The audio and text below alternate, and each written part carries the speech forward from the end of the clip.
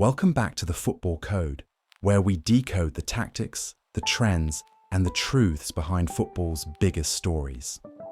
Today, we dive deep into one of the most puzzling sagas of the season, Liverpool's sudden collapse, a team once known for chaos, connection, and controlled aggression. Now looks tired, confused, and broken. What went wrong?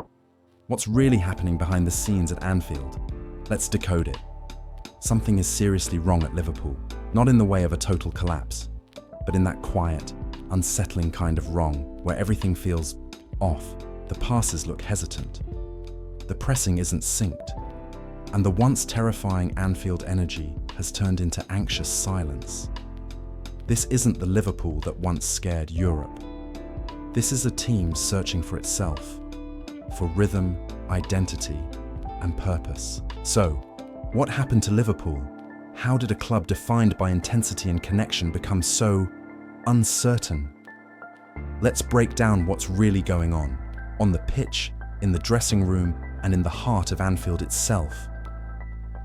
There was a time when Liverpool didn't just win matches, they consumed opponents. Every game was a storm of red shirts, closing space, suffocating passes, forcing mistakes. But lately, that energy feels gone. You can see it in the tempo, the movement, even the celebrations. The players look caught between two worlds. The high-press chaos that built their identity and the more structured, modern control their new system demands. The result? A strange hybrid that satisfies neither. You can feel it at Anfield too. That collective roar used to come from belief.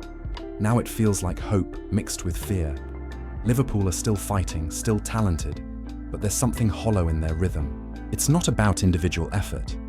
It's about collective conviction, something that's been slowly slipping away. The forward line tells the story better than anything else. The departures of Darwin Núñez and Luis Diaz robbed Liverpool of their chaos, that wild, unpredictable edge that used to tear defenses apart. But the tragic loss of Diogo Jota hit the hardest. He wasn't just a goal threat, he was Liverpool's pulse in the press. The first man to chase, the first to tackle, the one who made everyone else follow. He had that rare combination: intelligence, intensity, and timing. Without him, Liverpool's front line lost more than a finisher. They lost belief. The energy Jota brought, that relentless, infectious fire, is something you can't replace with tactics or transfers. And you can sense it.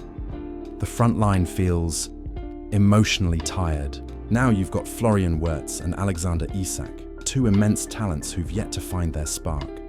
Wirtz looks like a player thinking too much, not playing on instinct. He's gifted, but you can see the hesitation, the half-second delay that kills fluid football. Isak, meanwhile, seems caught between his natural style and what the system demands. He's not short on quality, but confidence, that quiet arrogance every striker needs, has faded. And yet, amid the confusion, Hugo Ekitike stands out. He's adapting fast. Clever movement, smart pressing, good link play. He's not the finished product, but he looks comfortable. He plays like he's not burdened by Liverpool's recent history, and that freshness matters. Then there's Cody Gakpo, the utility man who does everything and gets credit for none of it. He fills every hole. False nine, left interior, even central midfield at times. But by trying to be everywhere, he risks being nowhere. Liverpool need to stop using him as a patch and start building around him. And Federico Chiesa, the forgotten spark. When he plays, Liverpool look alive again. He stretches the game, takes on defenders, and gives fans that jolt of excitement. But for reasons known only to the manager, he still can't earn full trust. Chiesa doesn't need to prove himself anymore. He needs faith. Because every time he's on the pitch, he changes games. The front line, once the team's heartbeat, now feels like a set of soloists who've forgotten the tune. Liverpool's midfield has always been their backbone, the engine that powered the chaos. But now, it's more like a system rebooting every 15 minutes. There's talent, plenty of it, but it's unbalanced. At times, Liverpool dominate possession, crisp passing, steady control, but there's no penetration. Other times, They press like mad, win the ball, and lose it again in seconds. It's a team stuck between philosophies. They don't quite know whether they're meant to suffocate or to orchestrate. In the past, every midfielder had a clear role. Now, too many are doing a bit of everything, and that's killing rhythm. They don't lack legs, they lack leadership. Someone to set the tempo, to shout, to demand urgency when the game drifts. Without that presence, Liverpool's midfield feels like a talented group with no conductor, all instruments, no harmony. There's also a quiet storm brewing on the right side of defence. Ever since Trent Alexander-Arnold left for Real Madrid, that position has become a revolving door of experiments. It's not that his absence alone broke Liverpool, but his influence on how they built play was massive. Now, the staff have tried bold ideas, like pushing Dominik Szoboszlai deeper to fill the gap. But while his attitude can't be faulted, it's clearly unnatural. Szoboszlai is an attacking midfielder being forced into defensive duties, and it shows. It's affecting the team's rhythm. The passing triangles don't flow, the overlaps look hesitant, and transitions are slower.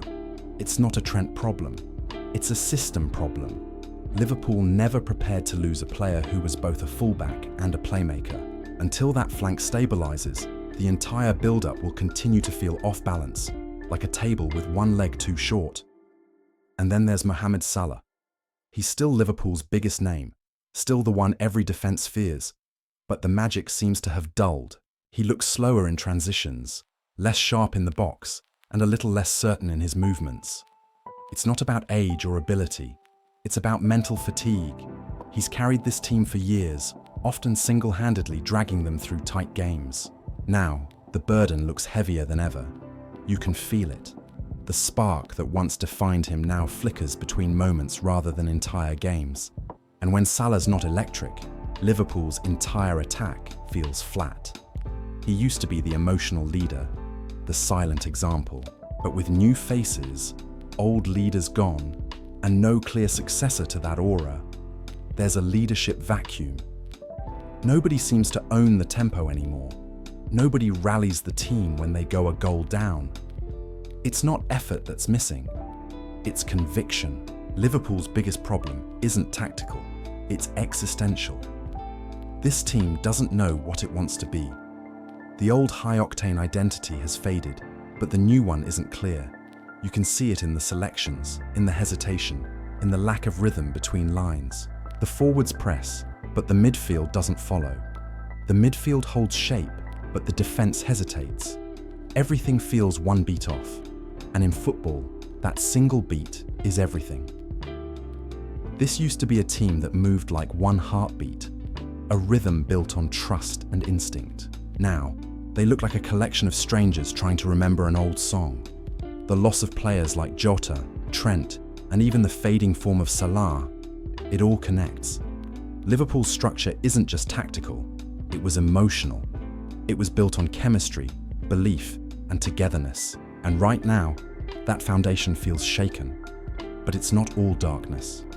You can still see flashes, moments where the old Liverpool returns. Ekitike combining sharply, Chiesa driving at defenders, Gakpo knitting moves together. These are signs that the soul of this club isn't gone, just buried under confusion. If the coach can restore clarity, define roles, build trust, and let emotion return, this Liverpool can rise again. Because this club's power has never just been in tactics or transfers. It's in belief, in chemistry, in connection. The question is, can Liverpool find that heartbeat again? Because if they do, the whole Premier League should start worrying.